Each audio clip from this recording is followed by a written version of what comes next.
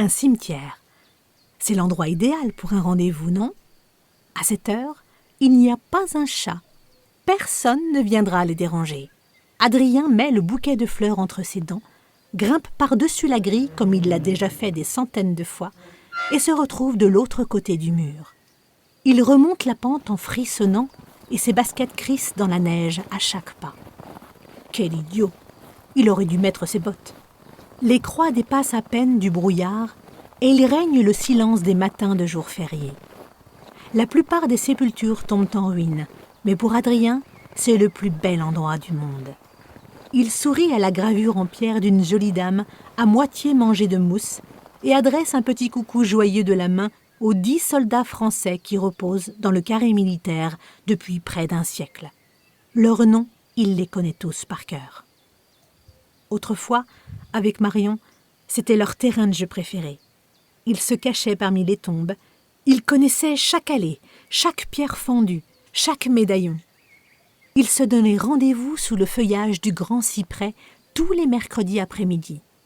Parfois, ils jouaient aux zombies, parfois aux vampires. Marion adorait quand il la poursuivait en poussant de grands cris. Au milieu du cimetière, il y a une petite chapelle toute blanche. C'est là qu'un jour Adrien l'a demandé en mariage. Elle a éclaté de rire et elle a dit « Oui » en battant des mains. Bon, d'accord, ils avaient 5 ans et demi à l'époque, et maintenant ils en ont 13. Mais elle ne peut pas l'avoir oublié quand même. Aujourd'hui, c'est le 1er janvier de cette année toute neuve, 2014. C'est le moment de toutes les bonnes résolutions. S'il ne se décide pas un jour comme celui-là, alors son cas est vraiment désespéré. En tout cas, c'est ce que dit Héloïse, sa petite sœur. Ça fait des semaines qu'elle lui répète de se jeter à l'eau. « Si tu l'aimes, pourquoi tu le lui dis pas ?» Bien sûr, à 6 ans, ça paraît évident. Quand elle en aura 13, elle aussi, elle verra bien que les choses deviennent beaucoup plus compliquées en grandissant. Pour la 1000e fois, il compte et recompte ses chances, tous ces petits indices qu'il collectionne comme des trésors depuis des mois et qu'il se répète le soir avant de s'endormir. Premièrement, elle a toujours admiré les garçons qui étaient bons en classe. Or, Adrien a de bonnes notes. Deuxièmement, l'année dernière, elle a dansé tout contre lui et elle a dit que si tous les garçons étaient comme lui, le monde serait meilleur. Troisièmement, samedi dernier, au cinéma, elle lui a pris la main pendant le film. C'est ce geste-là surtout qui lui a donné le courage de faire sa déclaration aujourd'hui. Il regarde sa montre. 9h30. Il a une demi-heure d'avance. C'est horrible d'attendre. Pour ne pas mourir d'impatience, il fait le tour de toutes ses tombes préférées. La ville de Laon est pauvre et son cimetière ne vaut guère mieux. Il est presque à l'abandon et les morts ne voient pas souvent du monde, surtout sous le rempart, dans la grande pente. Là, c'est presque un champ de caillasse. Ça ne ressemble même plus à des tombes. À cet endroit, il y a souvent de petits glissements de terrain qui bousculent les pierres tombales. Avec la neige et le brouillard, c'est dangereux de s'y aventurer, mais Adrien pourrait s'y promener les yeux fermés. Il laisse vagabonder ses pensées, puis son regard se pose sur son bouquet, et tout à coup il s'affole. Les fleurs, est-ce que c'est ringard? Il colle son nez dessus, mais elles ne sentent rien. Il a du mal à en trouver en plein hiver. C'est un mélange de chrysanthèmes blancs et de fleurs de coton. Elles lui paraissaient magnifiques dans le vase du salon, mais maintenant qu'il les tient à la main, toutes gelées, il se demande s'il a bien fait de les apporter. Marion adorait les fleurs quand elle était petite. Le problème, c'est qu'elle a changé. Tous ses amis ont changé. Ils ont des boutons, ils fument et ils passent leur temps sur Internet. D'ailleurs, Adrien non plus n'est plus le même. Autrefois, les choses étaient simples. C'était l'enfance. Marion était son amie pour la vie et ça lui suffisait. Maintenant, il a soif de baisers secrets. Il a envie de la serrer dans ses bras, de lui tenir la main et de faire sortir tous ces mots d'amour qui fleurissent en lui. 10h moins le quart. Non, c'est toujours pas l'heure. Vers 10h moins 5, il se met à dévaler la pente jusqu'au grand cyprès du rendez-vous. Ce serait trop bête d'arriver en retard maintenant. Il est à bout de souffle. Zut, les fleurs n'ont pas apprécié la course. Il y en a une dont la tige s'est cassée.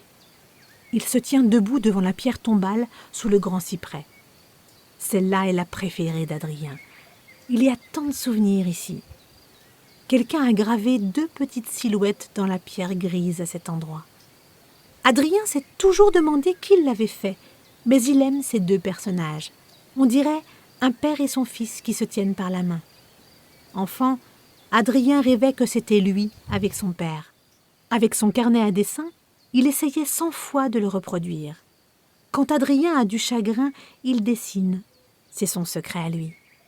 Il consulte encore sa montre. 10 heures. Ça y est, elle va arriver. Alors, une horrible pensée le traverse. Oh non, il ne sait pas laver les dents. Elle ne va jamais vouloir l'embrasser. Il souffle dans son gant pour essayer de sentir sa propre haleine. Il sursaute quand son téléphone vibre dans sa poche. Ce n'est pas un iPhone, juste le portable premier prix du catalogue. Avec ses gants, il a du mal à le sortir. Désolée, mon Adrien, je ne peux pas venir. C'est elle. De toute façon, Adrien ne connaît personne d'autre au monde qui écrive des textos sans faute d'orthographe. Qu'est-ce qui se passe? Elle est malade? Marion n'a jamais raté un seul rendez-vous avec lui. Nouvelle vibration, nouveau texto. Il m'arrive un truc incroyable. Son cœur fait un bond dans sa poitrine. Il a un très mauvais pressentiment en voyant ces 6 points d'exclamation. 3e texto. À la fête du 1er de l'an, chez Franck, il m'a embrassée. Tu crois ça? Oh, je l'aime. Il est trop beau. Je te raconterai tout, mon Adi. Bisous et bonne année. Des petites étoiles dansent dans son champ de vision. La tête lui tourne. Une grosse boule se forme au fond de sa gorge. Tout à coup, il se sent les jambes coupées et il se retrouve assis sur la pierre tombale sans savoir comment. Sur l'écran de son téléphone, au creux de sa main, les mots dansent devant ses yeux. Franck?